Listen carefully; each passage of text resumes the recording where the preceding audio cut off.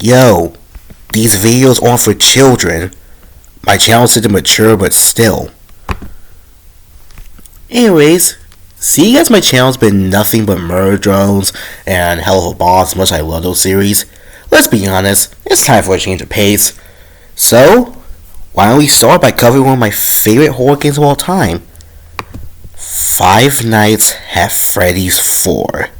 First off, to see how this game really is, we need to take a look at the dope-ass trailers. First one, the final chapter, Halloween.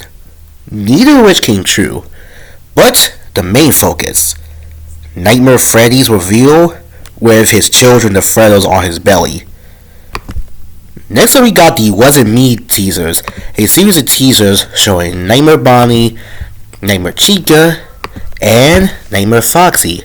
So, as a side note, Nightmare Foxy has a spiky tongue here, but in the game he doesn't have that, because it was removed for two reasons. One, it was hard to animate, and two, you fucking freaks in the fandom. Like, seriously, imagine gluing onto a fucking demon tongue. The next teaser, however, their leader, Nightmare, who we'll get to later. Terrible things come in small packages, showing a baby version of Springtrap from the third game, or as he's called here, Plushtrap. It was this teaser where people know something wrong. This isn't a pizzeria, it's more like a house, and you'll see why. Now then, let's go back to the menu plus play. Opening up in the bedroom, which is one of my favorite atmosphere. The clock chiming, the dog barking, the little robot noise that the little purple robot in the corner makes is perfect. Now then, let's explain the mechanics. Nightmare Freddy is the leader, as expected. You gotta check the bed for his kids, the Freddos. If you don't, well then, yummy. Nightmare Chica is, well, Chica like any other game. Go to the door on the right and close it. If you don't, yummy. Nightmare Bonnie, same thing, but flipped over, you get the deal. Nightmare Foxy is where things get interesting, cause he passes around both hallways. Although, instead of banging on the door and going up by the Pirate's Cove, when he gets to your office, he doesn't eat you. But instead, he goes to the door, which will be known by the little slight quick animation. He has a few phases. One, as a baby plushie, then the dream demon, and then, finally in your face, which will bark at you. Your goal is to close the door until he turns back into a baby.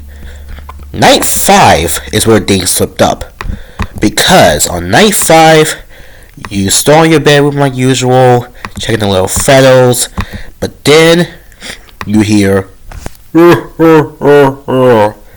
and then you see him. The second command, Nightmare Fredbear.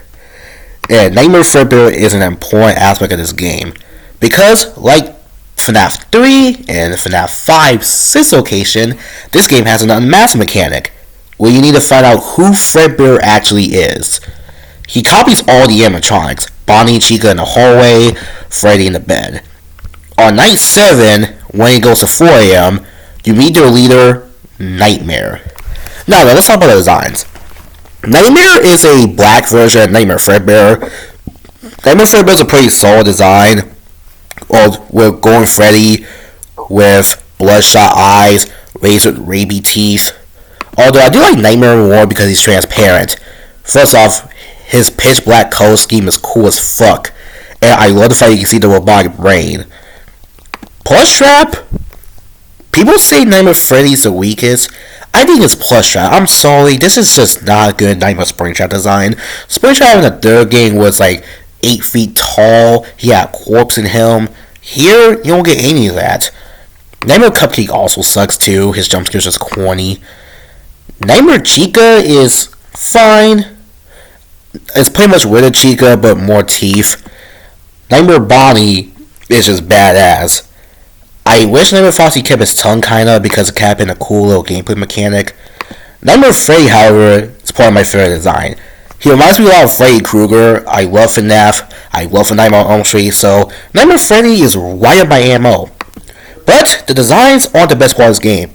That is the story. So, the crying child and his second friend, Fredbear, are constantly bothered by this bully, who is the older brother. And at the beginning or end of each night, you play a mini game where the crying child is trying to escape his bully, but it fails. And then, night 5, at the beginning Nightmare of Fredbear, you unlock this mini game where the brother and his friends grab the crying child, and they think it's funny to give Fredbear a big kiss.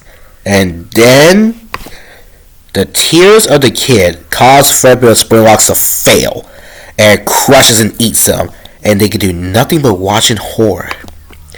The crying child is taken to the hospital, where the plushies disappear one by one, and Fredbear promises to put them back together. After he fades, the crying child stops crying, closes his eyes, looks down, dies as he flatlines. Just fucking wow. What I love about this story so much is the balls that Scott Cawthon had to do this. Media is really sensitive about children being harmed, and for good reason, especially nowadays, you fucking bastards. But with this game, not only did he make these badass designs, but he showed me that he wants it to be a horror game. This is a game about dream demons. We got a true nightmare out of it. And I love that, dude. I hate PG-13 horror. I need more horror games like this. Show me it's horror. Show me you want me to be scared. This game came out in fucking 2015. It is such a good horror game than what we have nowadays.